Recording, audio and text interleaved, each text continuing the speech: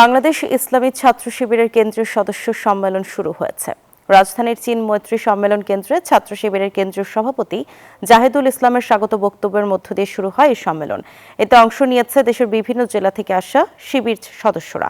উপস্থিত রয়েছেন জামায়াতের কেন্দ্রীয় নেতারা। এই সম্মেলনের মাধ্যমে নতুন নেতৃত্ব ঘোষণা করা হবে।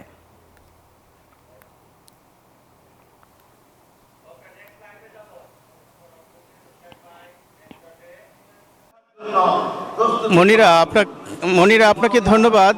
আজকে চীন মৈত্রী সম্মেলন কেন্দ্রে বাংলাদেশ ইসলামী ছাত্র শিবিরের কেন্দ্রীয় সদস্য সম্মেলন শুরু হয়েছে সকাল থেকেই।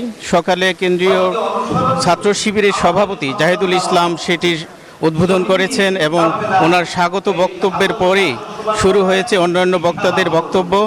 এখানে কেন্দ্রীয় জামাত ইসলামীর কেন্দ্রীয় অনেক নেতারা উপস্থিত রয়েছেন এবং দুপুর নাগাদ তাদের যে 2025-এর যে সম্মেলন, সেই সম্মেলনের নতুন যে কমিটি হবে সেই কমিটির ঘোষণা করা হবে। এখন অন্যান্য বক্তারাও বক্তব্য রাখছেন। তবে এই বছর বাংলাদেশ ইসলামী ছাত্র শিবিরের যে মূল স্লোগান সেটি ওনারা ঘোষণা করেছেন যে জাহিলি আদার পেরিয়ে এসেছে, দিন বদলের বাক, পৃথিবী আবার গড়তে হবে নয়া আজাদির ডাক। এই স্লোগান নিয়েই তাদের নতুন যে কমিটি আসবে সেই কমিটির মাধ্যমেই এদেশের গণতন্ত্র রক্ষা, গণতন্ত্র পুনরুদ্ধারের যে কাজ, সেই কাজগুলো ছাত্র শিবিরও এগিয়ে থাকতে চায়। আমি আপনাকে একটু বলে রাখি, এর কিছুক্ষণ আগে শহীদ ওসমান হাদিকে নিয়ে একটি ডকুমেন্টারি পরিচালিত হয়েছে এবং সেই ডকুমেন্টারিতে ওসমান হাদি যে শহীদ হয়েছেন তার উপর একটি প্রামাণ্যচিত্র পরিবেশন করা হয়েছে।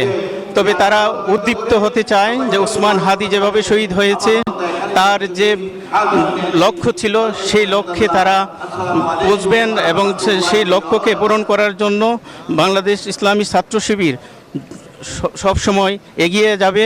তারা যাতে ভবিষ্যতে ইসলাম হাদির যে লক্ষ্যটা ছিল সেইভাবে তারা এগিয়ে চান। মনিরা, এখন কিছুক্ষণ পরে কেন্দ্রীয় নেতারা বক্তব্য রাখবে, তখন আমরা বিস্তারিত একটু জানাতে পারবো। এইখানেই ছিল এখনকার সর্বশেষ তথ্য। ধন্যবাদ কবির।